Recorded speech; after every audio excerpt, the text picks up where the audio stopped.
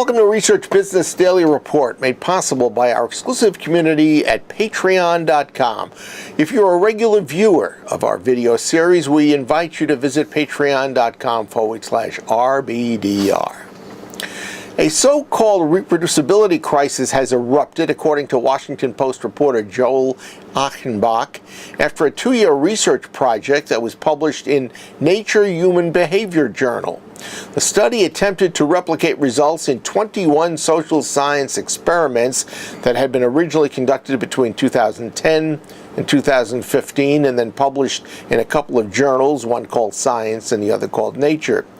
But the 21 studies only reproduced study results in 13 instances. The executive director of the Center for Open Science, Brian Nosek, published the study findings. And his organization is a nonprofit that promotes transparency and reproducibility in research. So Nosek was not dipping his toes into the replication water for the first time in his latest report. In fact, back in 2015 in Science Journal, Nosek had stated that only about 40% of 100 psychology experiments, in his opinion, could be replicated. And he did come under some criticism for those results. The Post's Achenbach pointed out that replicability is, quote, largely an in-house problem with experimental design and statistical analysis, end of quote. University of California psychologist Simone Vazir commented that the reproducibility in only 13 of the 21 cases, quote, is not okay. Advocates for greater reproducibility believe publication pressures help create an environment that lead to false positives because scientists need to publish and journal editors are eager to publish interesting findings. Vazir added, "There's no reason why the most prestigious journals shouldn't demand pretty strong evidence." And in defending themselves against that charge, the Science and Nature journals claim that they have adopted stronger guidelines in recent times, specifically to increase replicability.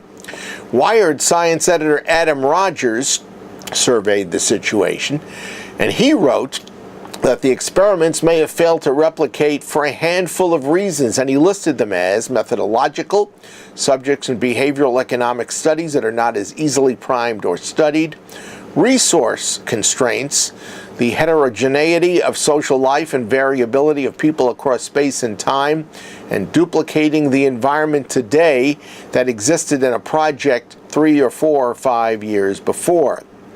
Regardless of the reasons, it was not a surprise to a sizable number of researchers who got together in what is a great example of crowd science. 400 researchers were brought together in a prediction market for the express purpose of estimating how many of the 21 studies, in their opinions, would generate similar results a second time around.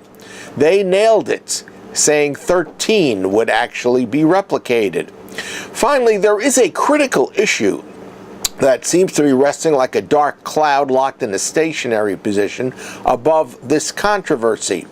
The failure to replicate results is calling into question those results from original studies, and that is of great import, because it is providing ammunition to groups like politicians to dispute things like climate change and other science-based issues.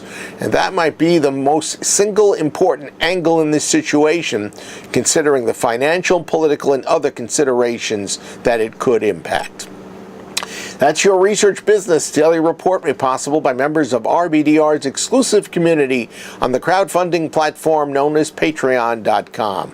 And we're asking regular RBDR viewers to support our reports and to join the growing number of viewers who are doing just that. They've expressed appreciation for our novel news insights and commentary that are delivered to them and to you every Monday through Thursday most weeks.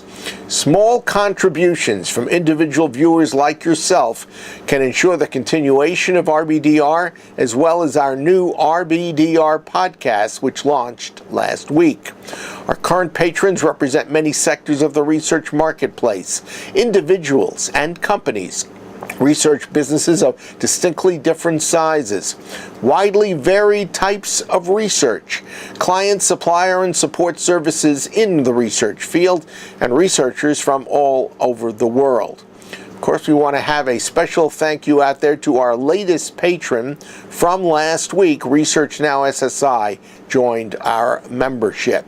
Now, since you're still watching today's video, we've delivered value your way and we think provided your reason to become an RBDR patron.